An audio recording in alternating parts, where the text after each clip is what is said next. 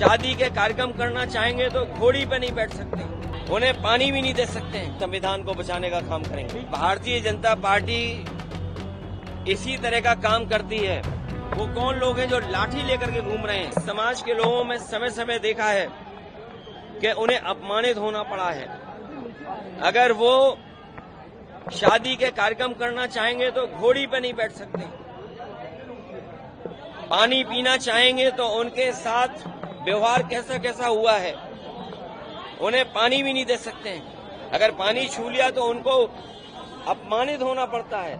तो इसलिए ये लंबी लड़ाई है और हमें उम्मीद है कि आज जब हम बाबा साहब भीमराव अम्बेडकर जी को याद कर रहे हैं, उनके बनाए हुए संविधान और उनके दिए हुए संविधान पे हम संकल्प लेते हैं कि कितना भी जोखिम उठाना पड़े, हम सब लोग मिलकर के पीडीए परिवार के लोग संविधान को बचाने का काम करेंगे। ये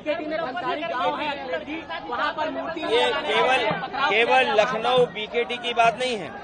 अभी कुछ दिन पहले सीतापुर से भी सुनने को मौका मिला था। उत्तर प्रदेश और देश के कोने कोने से सुनने को मिलता है और जानकारी मिलती है कि इस तरह के लोग घटनाएं होती हैं और वो लोग करते हैं जो बाबा साहब को नहीं मानते हैं, जो संविधान को नहीं मानते, लोकतंत्र में नहीं चलना चाहते। सर, मुजफ्फरनगर में हिजाब में मुस्लिम लड़की के साथ अभद्रता हुई, हिजाब उतारने की ये भारतीय जनता पार्टी इसी तरह का काम करती है। अभी कुछ दिन पहले आपने देखा होगा कि वही भारतीय जनता पार्टी के लोग हैं जिन्होंने कहा कि शांतिपूर्ण कार्यक्रम हो सकता है, लेकिन तलवारें लहरती हुई देखी हैं, लाठी लहरती हुई देखी हैं। न केवल वो सुनने में आया कि लोग बंदूक लेकर के भी गए थे, और जो स्टेटमेंट्स आ रहे हैं कि जान ले ली जाएगी, क्या ये वही लोग हैं जो बाबा साहब भीमराव अम्बेडकर का संविधान मानते हैं, या क्या ये वही लोग हैं जो लोकतंत्र में भरोसा करते हैं? और रामजी आज सुमन जी के घर पर उनके ऊपर कितना क्या क्या नहीं करना चाहते थे लोग। इसीलिए कहा ये संविधान हमारी ढाल है, संविधान ही हमारी संजीवनी है। और इस देश की जनता ने दिखाया पिछले लोकसभा चुनाव में कि अगर कोई संविधान बदलना चाहेगा तो उस सरकार को, उन लोगों को बदल देंगे। ये जो संविधान बदलने निकले थे, ये यही इसी तरह का काम कराएंगे जो अभी कुछ दिन पहले हम लोगों ने देखा है कि नंगी तलवारें चलेंगी, लाठी लेकर के निकलेंगे। और ये बिना बीजेपी की सरकार के संभव नहीं था। ये सरकार खुद शामिल थी।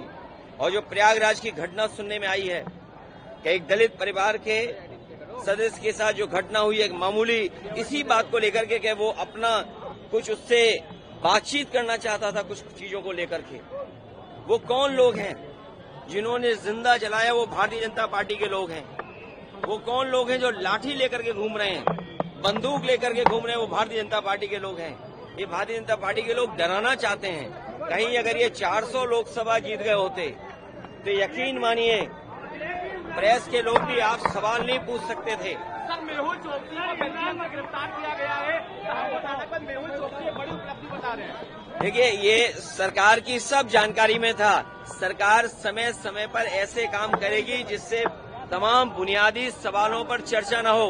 आज सबसे बड़ा सवाल है कि संविधान सुरक्षित है कि नहीं है, संविधान के तहत ये सरकार चल रही कि नहीं चल रही है। ये जानबूझ करके इसी तरह के कारनामे और काम करेगी जिससे बुनियादी सवालों से ध्यान हट जाए। प्रभातखबर.com, विश्वास वही।